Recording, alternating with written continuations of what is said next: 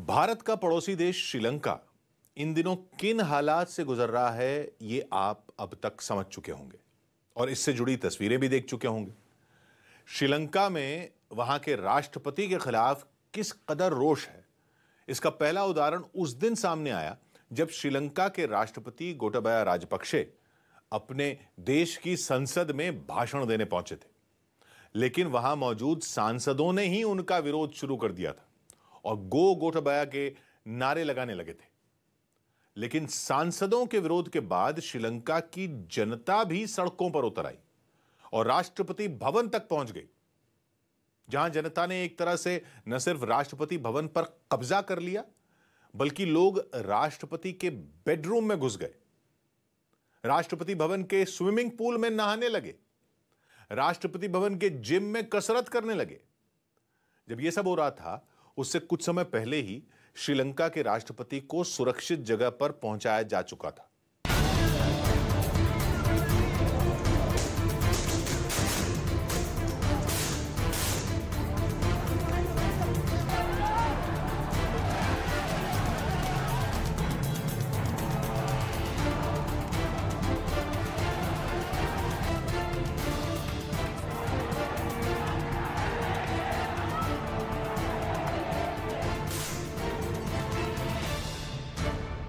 इसके बाद लोगों ने श्रीलंका के नए प्रधानमंत्री रनिल विक्रमसिंघे के आवास पर भी धावा बोल दिया और जैसे हालात राष्ट्रपति भवन के थे, वैसे ही हालात प्रधानमंत्री आवास के भी कर दिए गए।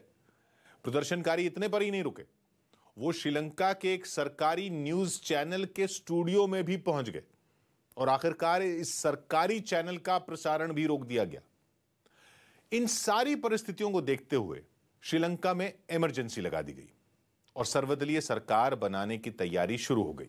अब लोगों को उम्मीद है कि सर्वदलीय सरकार शायद श्रीलंका के हालात को पटरी पर ला पाएगी। लेकिन सवाल यह है कि क्या ऐसा संभव है? नई सरकार आते ही ऐसी कौन सी जादू की छड़ी घुमा देगी जिससे सब ठीक हो जाएगा?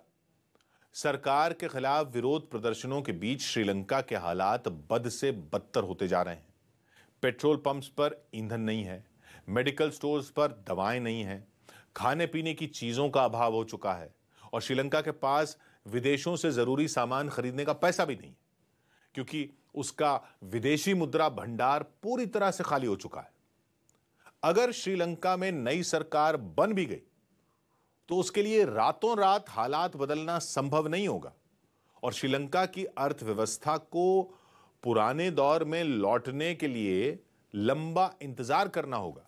श्रीलंका की संसद में जिस दिन गोटाबाया राजपक्षे का विरोध हुआ था, उसी दिन प्रधानमंत्री रनिल विक्रमसिंघे ने अपने देश की संसद को बताया था कि कैसे श्रीलंका को इन हालात से उबरने में अभी लंबा समय लगेगा। उन्हें सबसे पहले तो यह कबूल उन्होंने किया कि श्रीलंका पूरी तरह से दिवालिया हो चुका है और मौजूदा स्थिति से श्रीलंका 2023 तक ही उबर पाएगा।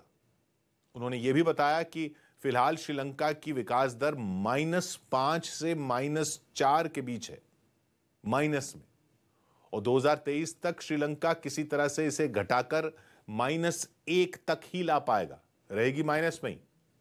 तीसरी बात उन्होंने संसद को बताई कि श्रीलंका पर इस समय 4 लाख करोड़ रुपए से ज्यादा का कर्ज है।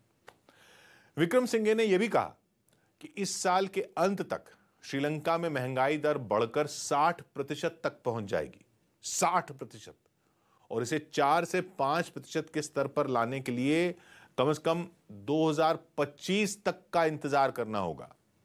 और अगर सब कुछ योजना के मुताबिक चला, तब 2025 तक ही श्रीलंका की अर्थव्यवस्था 2019 के स्तर पर वापस आ पाएगी।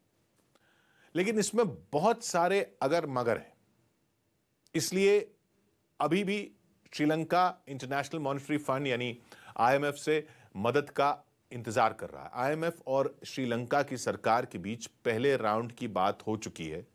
ये लोन कैसे दिया जाएगा, इसे कैसे खर्च किया जाएगा, इसे चुकाने की शर्तें क्या हो सकती हैं, इन सब बातों पर फाइनल रिपोर्ट अगले महीने दाखिल की जाएगी। इसके बाद ही IMF श्रीलंका को पैसे देने पर विचार कर पाएगा। श्रीलंका ने पहले भी कई बार IMF से मदद मांगी है, लेकिन इस बार फर्क यह है कि श्रीलंका पूरी तरह से दिवालिया हो चुका है और एक दिवालिया हो चुके देश को इतनी आसानी से आर्थिक मदद नहीं मिलती। दूसरी बात यह है कि श्रीलंका के पास समय बिल्कुल नहीं है।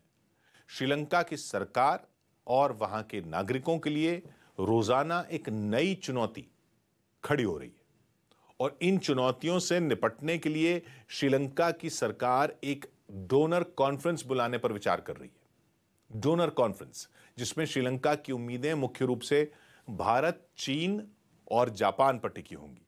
ये तीनों देश मिलकर श्रीलंका को मौजूदा हालात से बाहर निकालने की कोशिश कर सकते हैं और जब तक श्रीलंका को आईएमएफ से मदद हासिल नहीं हो जाती तब तक इन देशों से मदद लेकर श्रीलंका की सरकार अपना काम चलाने की और खासकर ईंधन, खाना और दवाइयों की व्यवस्था कर सकती है। लेकिन सिंगापुर के बड़े अर्थशास्त्री गणेशन विघ्नराजा ने अपनी एक रिपोर्ट में कहा है कि अगर भारत चाहे तो वो अकेला ही श्रीलंका को इस मुसीबत से निकाल सकता है, यानी श्रीलंका को बेल आउट कर सकता है। इस रिपोर्ट के मुताबिक अगर भारत चाहे तो अगले 2 से 3 साल के लिए श्रीलंका को 20 से 22 बिलियन डॉलर यानी 1.5 से 1.25 लाख करोड़ रुपए दे सकता है। और अगर भारत ऐसा करता है तो श्रीलंका को बिना आईएमएफ की कड़ी शर्तों के इन हालात से उबरने में मदद मिल सकती है। अब लेकिन सवाल यह है कि क्या भारत ऐसा करेगा? करेगा तो क्यों करेगा? इसका जवाब यह है कि अगर भारत ऐसा करता है तो सिर्फ दक्षिण एशिया की नहीं बल्कि पूरी दुनिया में भारत की साख बढ़ेगी और श्रीलंका फिर कभी चीन के चंगुल में जाने के बारे में सोचेगा भी नहीं। इस रिपोर्ट के मुताबिक भारत के पास यह अच्छा मौका है। इससे श्रीलंका के साथ न सिर्फ भारत का व्यापार और रिश्ते मजबूत होंगे बल्कि सामरिक नजरिए से भी श्रीलंका भारत के करीब हो जाएगा।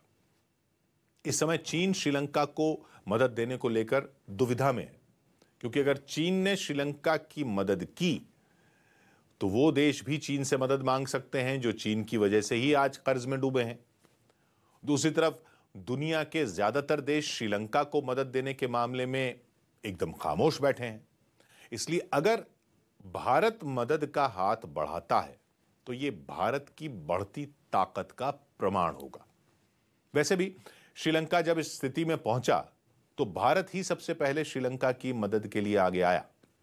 भारत अब तक श्रीलंका को करीब 27,000 करोड़ रुपए की आर्थिक मदद दे चुका है। लेकिन भारत के लिए यह फैसला आसान नहीं होगा क्योंकि मंदी और महंगाई का खतरा भारत पर भी मंडरा रहा है। भारत अगर श्रीलंका को 1.5 से 1.25 लाख करोड़ रुपए की मदद देता है तो यह पैसा भारत के करदाताओं की जेब से ही आएगा और इससे भारत की अर्थव्यवस्था पर भी दबाव बढ़ सकता है।